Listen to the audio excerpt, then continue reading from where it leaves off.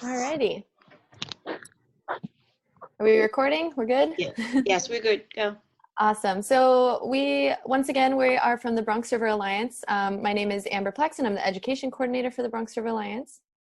My name is Christian Murphy. I'm the Ecology and Stewardship Associate for the Bronx River Alliance. Hi, I'm Michelle Lupke. I'm the Director of Environmental Stewardship at the Alliance. Awesome. And today we're just going to be talking a little bit about pollution in the Bronx River, the history behind where we are today, and a little bit of data that we've found through water quality monitoring and trash collection in the Bronx River more recently. You can go to the next slide. So our mission as the Bronx River Alliance is to serve as a coordinated voice for the river, and we work in harmonious partnership with one another to protect, improve, and restore the Bronx River corridor so that it can be a healthy, ecological, recreational, educational, and economic resource for the communities through which the river flows. That's a lot, that's a mouthful, but essentially we are working together to create a better natural resource for the Bronx and the only freshwater river in New York City. Next slide. Awesome. So the Bronx River watershed, the Bronx River actually runs for 23 miles, starting up at the Kensico Reservoir, the dam, up at the top of the map there. And it runs all the way through Upper Westchester County through 13 municipalities. And in the Bronx, you can see the separation between Westchester and the Bronx there with that yellow dotted line on the left. And down there, we've got 8 miles of river going through and into the confluence of the East River and the Long Island Sound. And again, this is this is New York City's only freshwater river. And towards the end, at about the bottom 3 miles, we've got brackish water, which is where the saltwater and freshwater mix. So in Concrete Plant Park, we've got an estuary area. And then you can kind of, once you get to Soundview Park, you can see kind of where the river mixes with the sound there. Okay. So in the turn of the 20th century, so in the 1900s, the river was still swimmable. It was clean enough to go in, as you can see in these pictures here. These are pretty awesome. And, you know, our hope as the Alliance is to make sure that this can happen again eventually. But for right now, we are not condoning swimming in the river. But it did used to be clean enough for it. And over time, in this turn of the 20th century, we've seen that people learned that they could take advantage of the river and make it, make it kind of an open sewer. So we see in 1912, there's a lot of development, there's urbanization along the river. And since it's easy access to the river, they were developed and used for factories. So there were a lot of mills for grist, bleach, and snuff. And hopefully once COVID is all over, if you do get a chance to take a recreational trip with us on our lake paddle through the Bronx Zoo and the Botanical Gardens, we've got the old snuff mill that you can see from the river right there. And a lot of people adopted this out of sight and out of mind mentality where with dumping in the river, where, you know, if it's not in our sites, we don't have to worry about it. And that's something that is still true today. Not just the river, but in all of our environmental issues. And, you know, we need to make that stop. So if you can go to the next one. Wow. So in celebration of the 50th anniversary of Earth Day, this kind of happened right around the same time in the 1970s when a group of activists came together and said, hey, this isn't cool. The dumping in the river isn't cool. There's no excuse me, there's no regulation for it. So how can we fix this?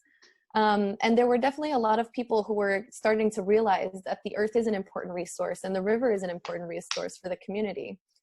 And getting the community involved in something such as a natural resource was kind of something that wasn't really adopted before these people came together. So they started protecting the river and cleaning it out. And if you go to the next one right there, you can see that in around 1974, a small band of community activists called the Bronx River Restoration Group began the process of cleaning the river. And this was a really arduous process. There were tons of cars, appliances, tires, anything you could ever imagine was in the river. And they started with all these big items, and, you know, we're still seeing some of these today. So we still see tires. I've taken kids out onto the river and they've been like, oh, there's a tire there. Why can't we take it out? And I can talk about that later, but with a lack of proper waste management, this is what we were seeing in the river.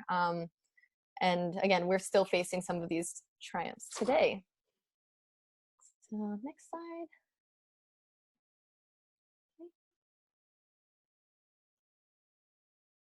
So, There you go. sorry, I was answering Lewis in the chat. No, Lewis, I don't think that they were.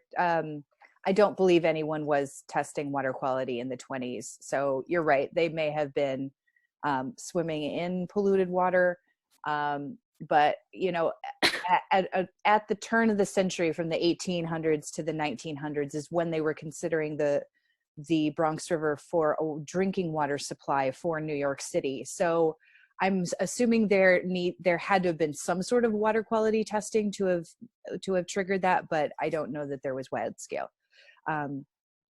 But in the 1990s, then there was another resurgence of activism again, and the Bronx River Working Group was created. And that working group really brought together organizations and activists and residents and the justice movement. So the Youth Ministries for Peace and Justice, who we still work with today, was really a founding member of this Bronx River Working Group, which their 4 team areas, which were ecology, education, greenway, and outreach, are the foundation of what turned into the Bronx River Alliance. And so the Bronx River Alliance was founded in 2001 as a public-private partnership with New York City Parks. So that means that our executive director is also the director of the Bronx River Administrator for New York City Parks. So it's a dual appointment. And so some of our staff have our parks employees, and they are very much tasked with stewarding our green areas and our natural resources. So other parks maintenance workers might focus on mowing and things like that, whereas our parks workers are really working at naturalizing the green areas in our parks and creating the most natural of green areas. So we're not mowers, we are native planters. And the rest of us are nonprofit employees. And so it really creates this interesting give and take in terms of partnering with the entity that owns the land that we're trying to help preserve and restore. And so through that, we have 5 major reaches. We have ecology, where we remove invasive plants, plant native plants, do stormwater mitigation and green infrastructure installations. That's really our green areas, where we're doing a lot of the research and the restoration work. Through our education program, we serve over 2,000 students a year. And they get to come out and do hands-on learning. And then we also have downloadable curriculum for teachers to support additional studies in their classrooms. And as you'll see, we also have data that teachers can utilize in their lessons as well. Through our recreation program, we have about 1,500 paddlers a year who get to experience the river from really an on-water perspective. And our Greenway program really revitalizes the length of the Greenway that runs pretty much the entire length of the entire Bronx River, all the way up to the Kensico Reservoir. There's just a couple of pockets left that they're working to link up, but otherwise it is the full extent of the river. But the Greenway program isn't just about the path itself. It's also about revitalizing and creating access for community members to reach green spaces and to reach the river.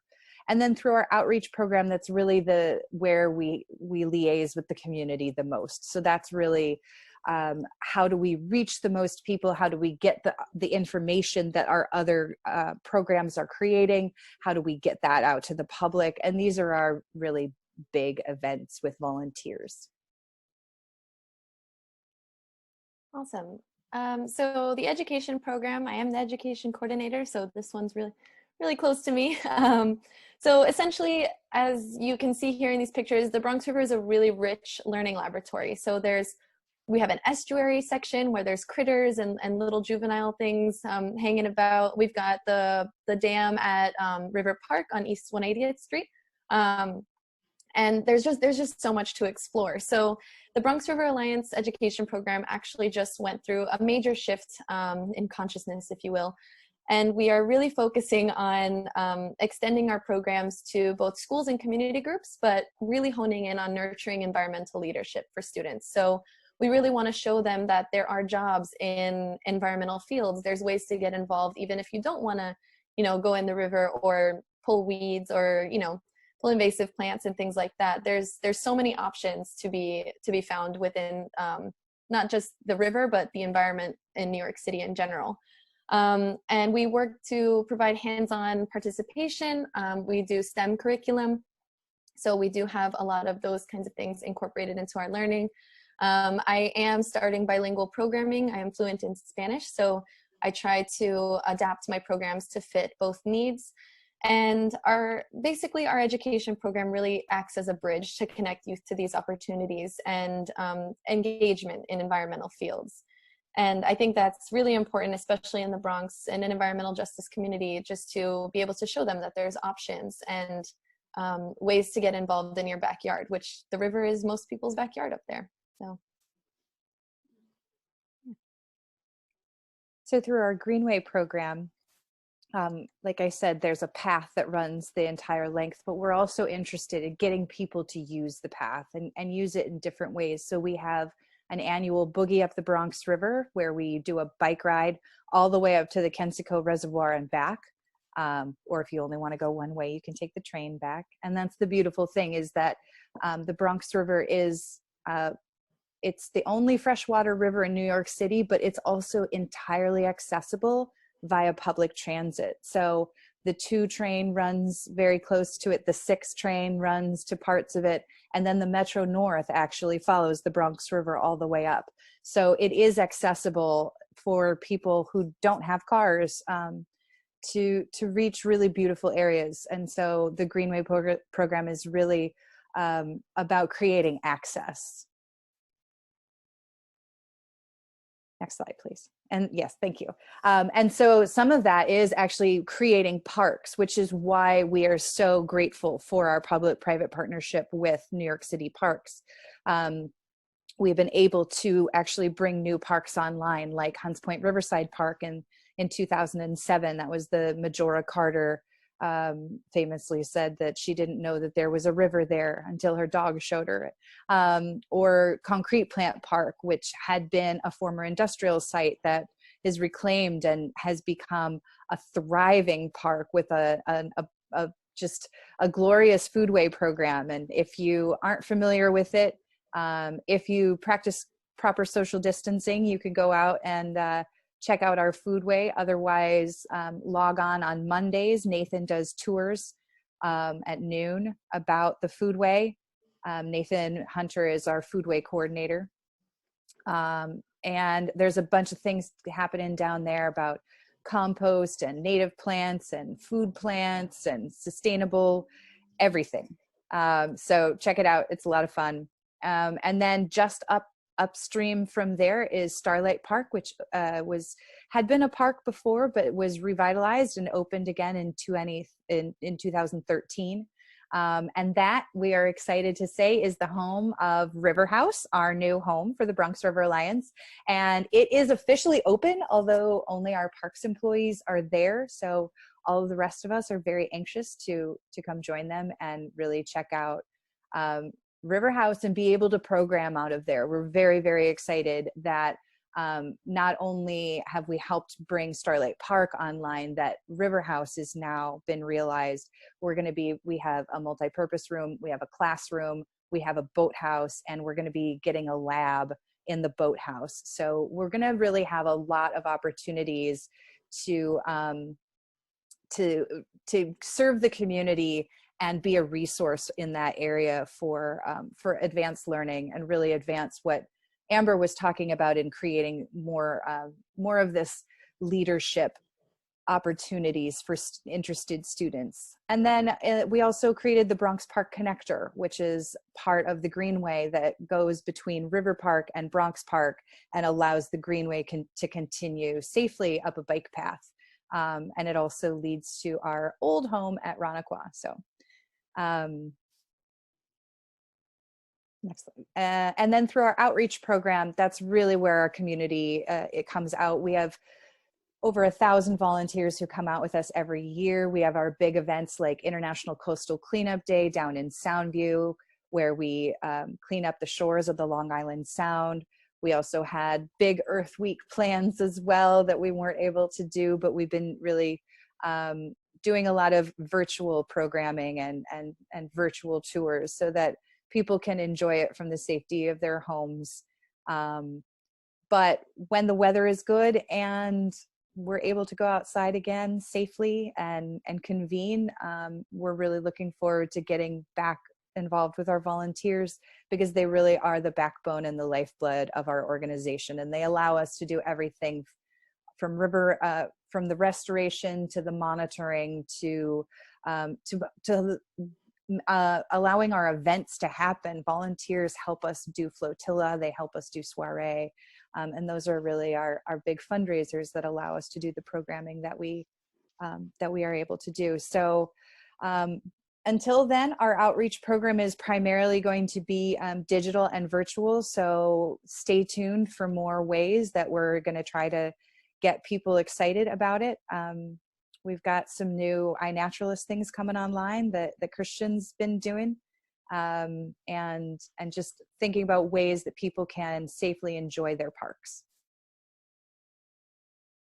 And then our recreation program is our on-water experience, and it's just magical to be back in the trees, on the water, hearing birds, and not hearing cars, and not hearing airplanes, and not hearing the hustle and bustle of the street. And the programming that we offer through our recreation program is varied from paddle and pickups, where you can do river cleanups, to our Eastern Woodland programming, where paddlers get to experience what Indigenous people might have felt back before, a long time ago. So it's really, Rod, our recreation coordinator, does a really nice job leading people on just a calm but educational, great experience out on the water. So again, when it's safe to convene again, we're really excited to get people out recreating with us on water. And now that we're in River House, we'll be able to have more boat trips out of Starlight as well. So that's really exciting for us. So stay tuned. There's big things coming once it's safe. So our restoration and ecology program primarily focuses on restoring and protecting the Bronx River, right? So we do a lot of water quality monitoring. We do a lot of scientific research. We have a year-round dedicated conservation crew, and they really are our eyes and our boots on the ground. They get in the river. They take out really big pieces of trash, like you saw in the old slide from the 1970s. We don't have cars in the river anymore, but we do have large pieces of man-made trash that do need to come out. And they also do a lot of tree planting and invasive species removal. And these initiatives, we also encourage a lot of volunteer participation in. Our volunteer involvement is really integral to the ecology and restoration program. A major part of what we do is to try to return the natural areas along the Bronx River to their native characteristics. So when we remove invasive species and plant native species, what we're trying to do is sort of reset that balance between the invasive and native, because this more closely resembles the native habitat that our species depend on. The Bronx River is home to a plethora of species, including 35 different species of fish. In particular, two very unique species are the alewife river herring and the American eel. The alewife is called an anadromous fish, meaning that it breeds in the river but spends a lot of its life in the open ocean. And the American eel is a catadromous fish, which means that it breeds in the open ocean but spends a lot of its life inside the river. So for many, many, many years, quite a few centuries actually, the Bronx River was dammed. And this created lots of barriers to the fish to access areas of the river that they needed to complete their life cycle. So in 2015, the 182nd Street Fish Passage was constructed at the dam in River Park at 180th Street. And for the first time in about 200 years, alewife herring were able to return to their breeding grounds in the forested areas of the Bronx Zoo and the New York Botanical Garden.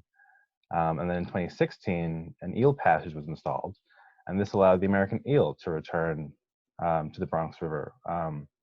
So these fish, they will imprint when they're born the location that they were born in, and when they leave and go into the open ocean and come back and complete other areas of the life cycle, they will return to their spawning areas.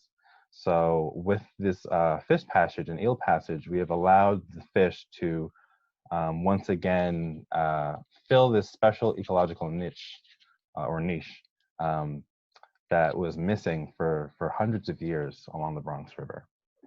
And that was just one step of our restoration project, and it's ongoing.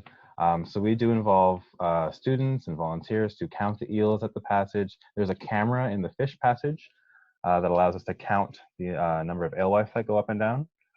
So this gives us a number of how many fish do return and how effective this project has been in restoring the ecosystem in the Bronx River. So of course, like any other waterway in a major city, no less New York, there's quite a lot of degradation and impairments that are found in the Bronx River. Currently, the Bronx River is listed as impaired on the New York State Department of Environmental Conservation list for floatable trash, fecal pathogens, and low dissolved oxygen and high biochemical oxygen demand. These pollutants do affect the health of the ecosystem, the wildlife, and also humans that live near the river. It was found recently that at any given time, 165 million pieces of plastic are floating around New York Harbor, of course, which wildlife will consume, and this has, a high fatality rate. It was also found that of this 165 million pieces, 80 to 90% originate in the Bronx River. So with a percentage that high, it's pretty easy to say that the Bronx River is the major source of New York's floatable trash. Fecal pathogens. This is the second most major water pollutant that we find in the Bronx River.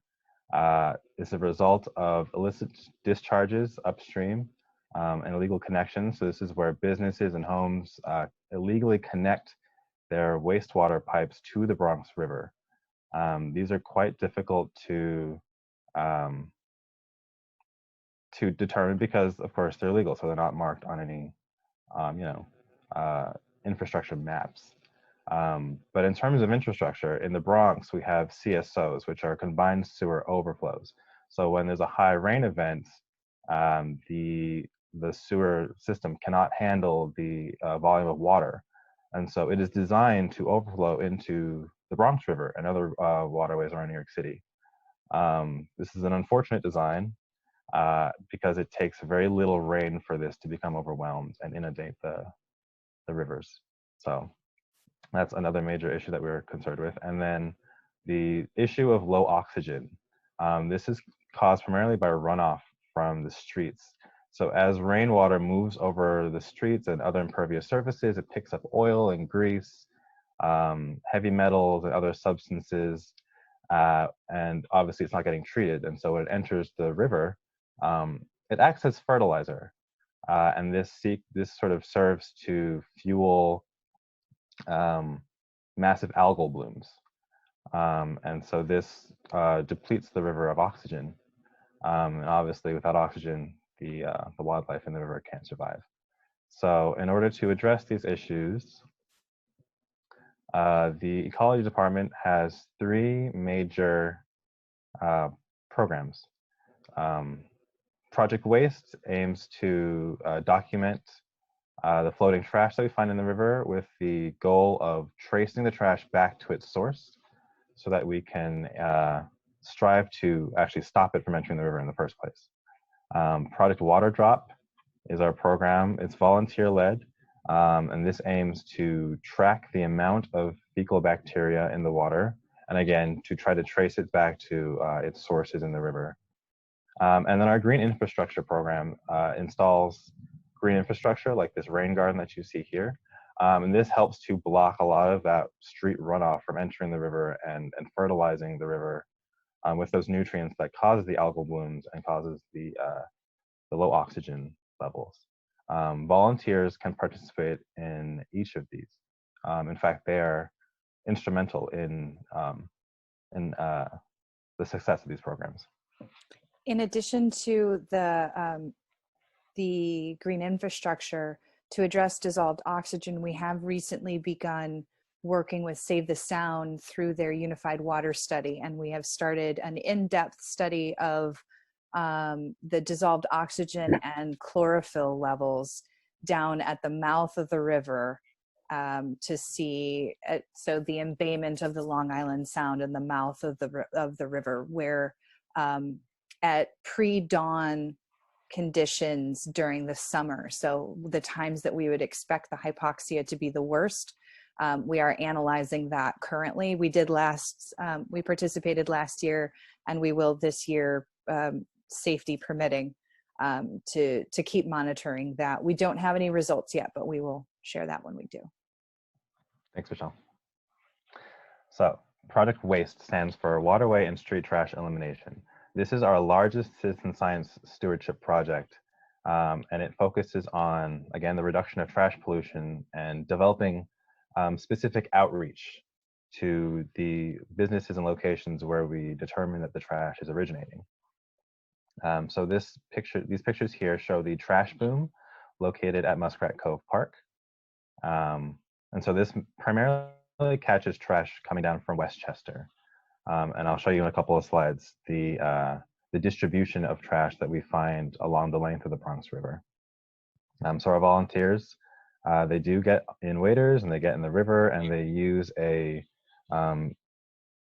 very specific standardized protocol to count and tally the trash as they remove it. And so we can get a sense of every type of floating object in the river, be that cigarette butts or the styrofoam pellets that you get when you order, large appliances, coffee cups. We have numbers for all of these objects in the river, and so we can get a sense of what the biggest sources most likely are for this specific pollution. So the program is very successful. It's got great volunteer engagement, and it produces very high quality data. And so one of the interesting things is that when you look at the trash floating in the boom initially, it looks like it's mostly plastic items at Muskrat Cove Park. But really, this is just the top layer. The majority of the trash in the booms is styrofoam, and it tends to float underneath. And so what we find, if you look at this this neat little graph here, 91% of trash collected through Project Waste is styrofoam waste. And we really are concerned by this because this is most likely to be consumed by wildlife. And yeah, it's a major problem here. If we compare our results from 2019 to our other years from 2016 onwards, immediately what jumps out is the massive amount of trash that is collected from Muskrat Cove Park. It is shocking to see that. In 2019, rather, we had 5 events, and they collected 22,922 individual pieces of floating litter. And of that, the majority was styrofoam. If you look downriver, though, to the other pie charts, you can see that the composition changes. In the lower river, the majority of trash that's collected is actually plastic. And this tends to reflect what we find that has been deposited on the street. So the litter on the street tends to more so be composed of plastic. And so what we find is that where this styrofoam is coming from is from locations in Westchester. And so our primary goal now is to determine where actually those sources are and what we can do to stem this flow of styrofoam into the river that's choking the river and its wildlife. Our second major restoration program is Project Water Drop. And this stands for Detecting River Outfalls and Pollutants. And so this is our volunteer-led initiative to track fecal pathogens in the river. Our volunteers are trained, and then they actually go out on their own to 15 sample locations, starting at Valhalla or Mount Pleasant near the Kensico Dam, going all the way down to the mouth of the river. So all 23 miles of the river are sampled. And we are able to get this wonderful distribution and see which areas of the river are really suffering the most from sewage outfalls. And what we find is that although there are CSOs in the Bronx, so when it rains, obviously sewage is designed to flow out into the river, and there are no CSOs in Westchester, we have chronic sewage outpouring in Westchester. And so this must be from illicit discharges and perhaps faults in the infrastructure of the municipalities in Westchester. 2019 was a very rainy year. We had some record rainfalls, and this is reflected in our results. You can see that the 2019 mean for bacterial cell counts in the river is much higher than the 3-year mean. Again, this graph shows this chronic pollution, and it's getting worse. You can see that the level or the number of acceptable samples, so the samples that fall below the safe, water that is safe enough to come into contact to, has decreased significantly. And the amount of samples that come back from the lab that have too many bacterial cells to actually count, so they max out and they're off the charts basically for bacteria, they're increasing, in particular in Westchester. So this means that we really will have to design specific targeted sampling in Westchester to determine more precisely where these outfalls are.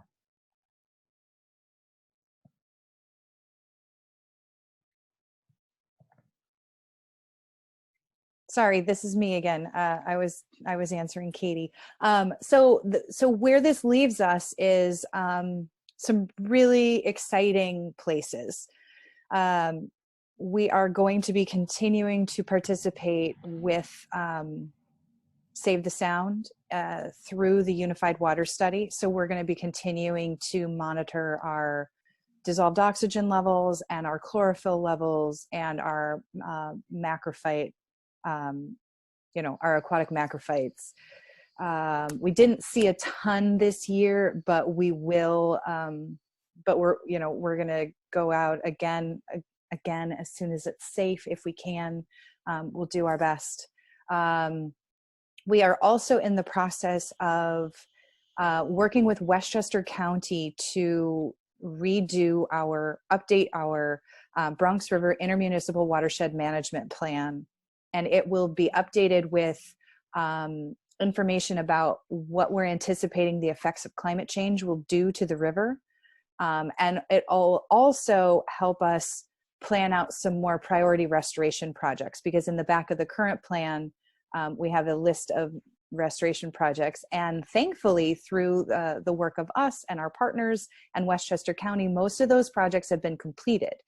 So now we are looking to have an additional list of ready to go projects that we can implement to address a number of different things in the watershed, be it flooding or poor water quality or invasives or any of the other types of perils that an urban river might face. And what that is going to give us is a really unique opportunity to have these conversations with Westchester County and be able to bring them the data that we just presented to you guys. And these maps are hot off the presses, like a couple of days ago. So, so you're welcome. You got a sneak It's peek. beautiful. It's beautiful. Thank you. Those were by Corinne Trong. Oh, Corinne, yes. Right. Yes. And so, yeah, she's brilliant at Yes. making visuals and presenting really complex data in ways that people kind of look at it and go, oh, I get that. Right, right. So we're going to have the opportunity now to have this conversation with Westchester and take them our data and say, look, not only is a ton of the trash coming down your storm drains because you're in an MS4 area, not a CSO, you also are having a lot of fecal pathogens washed down. So we've got to address the gray infrastructure in Westchester County. So that's really our next steps. And we're really excited that all the data are really ready to go when we're having these conversations about the update to the watershed plan. And so we're really going to use this opportunity. We're not only working with Westchester County, we're working with the Bronx Borough President's Office. And so we're really excited to bring those entities together. And the funding is from New York State. And I'm sure we're going to bring DEP into this as well. So we're really, really excited that this is the next phase for the health of the Bronx River, and that we can really integrate all the information that our community scientists have collected and gathered, and we can apply that and really fundamentally change some infrastructure decisions that are being made that are affecting the people in the downstream direction, and those are the most vulnerable. So we really, really want to give everybody a voice and make sure that we're doing the right things in all of our different municipalities, so that collectively we're not polluting the Bronx River or any of our waterways. So that's what's ahead, and we'd love for you to stay connected. We've got a couple more things in our own Earth Week this week, and there will be more virtual activities that we'll be putting out on all our social media platforms as well as our website. For more information, hit us up at info@bronxriver.org. And if it's to one of us specifically, we're happy to give you our individual emails as well. But thank you so much for having us on.